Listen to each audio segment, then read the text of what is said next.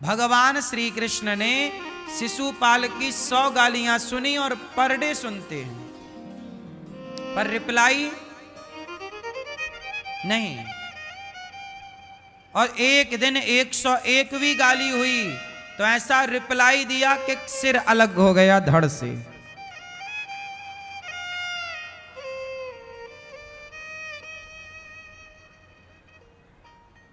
ज्ञानी मारे ज्ञान से अंग अंग भिद जाए, और मूर्ख मारे लाठी से तो फूट खपड़िया जाए।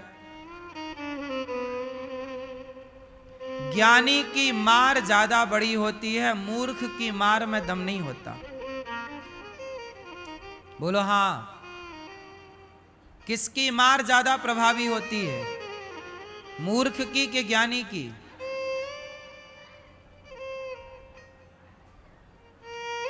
इसलिए अमेरिका हमारे ऊपर टैरिफ लगा रहा है, भारत के ऊपर। तो भारत को भी जवाब, भारत ने भी जवाब दिया।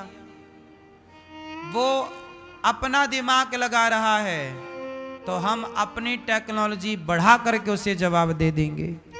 यही क्रम है। जरूरी नहीं है कि तूने जैसा किया हम भी वैसे ही करें। क्यों मेरी मां? रिप्लाई क्या होना चाहिए? अब हमारे देश में भी बैटरी वाली कार बनने लग गई। अमेरिका बढ़ाए, सब में टैरिफ तो बढ़ा ले, तेरा सामान ही नहीं खरीदेंगे हम लोग, तो बेच कहां लेगा? क्यों भाई साहब? तू बढ़ाता रहे, घमंड में चूर चूर रहे। जो देश हमारे देश को दबाना चाहे, जो भी देश भारत को दबाना चाहे, उस देश की चीजों का बहिष्कार कर देना चाहिए। यही मुंह तोड़ जवाब है। उस देश की चीजों का क्या कर देना चाहिए?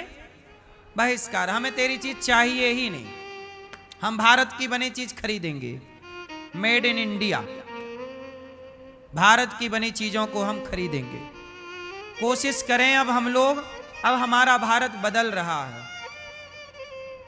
हमारा देश अब समृद्धवान हो रहा है। हम भारत की बनी चीजों का प्रयोग करें ज्यादा से ज्यादा। चाइना पर भी निर्भर ना हो, अमेरिका पर भी निर्भर ना हो, सेल्फ डिपेंड, आत्मनिर्भर।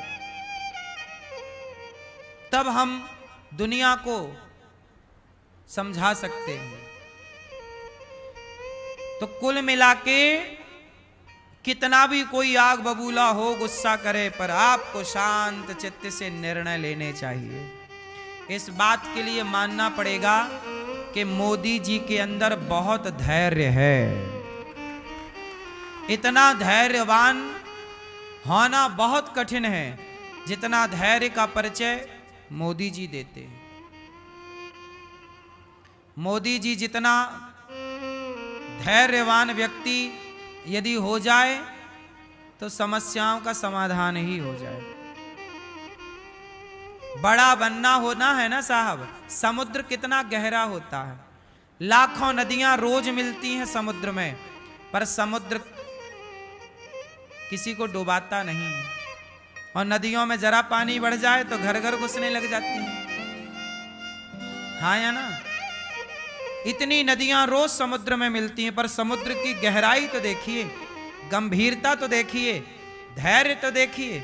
नदियों में इतना धैर्य नहीं है जितना धैर्य, हाँ, बड़ा बनना है ना साहब, तो धैर्यवान व्यक्ति ही बड़ा होता है। क्षुद्र नदी जल भरी तो रही।